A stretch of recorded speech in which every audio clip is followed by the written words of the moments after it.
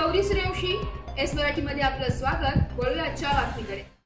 आलापल्ली ते सिरोचा national highway 353 चे काम मागील 5 वर्षांपासून सुरू आहे। मात्र फॉरेस्टच्या नियमानुसार व कंत्राटदाराच्या हलगर्जीपणामुळे काम अतिशय मंद गतीने चालू आहे। कंत्राटदाराला विचारणा केली की फॉरेस्ट एनओसी देत नसल्याने बहाणे करतात, जनतेचा अतोनात नुकसान होते। अहेरी सिरोचा हा 100 किलोमीटर अंतर असून गडचिरोली हे 200 किलोमीटर अंतर आहे। जिल्ह्याच्या ठिकाणी जायला सर्वसामान्य जनतेला आर्थिक, मानसिक व वेळ वाया जात आहे। सिरोचा येथील जनतेला गडचिरोली जिल्ह्याच्या ठिकाणी जायला तेलंगणा मार्गे म्हणजेच सिरोचा, मंचेरियल, कागजनगर, बलाराशा वरून गडचिरोलीला जावे लागत आहे। म्हणजे 200 ते 300 किलोमीटर अंतर जावे लागत आहे। सिरोचा येथील जनता त्रस्त झाली आहे। संबंधित विभागाचे अधिकारी व कंत्राटदार यांनी जलद गतीने काम करावे अशी मागणी करीत आहे। एस मराठी न्यूज साठी जिल्हा प्रतिनिधी जावेद अली सय्यद, गडचिरोली।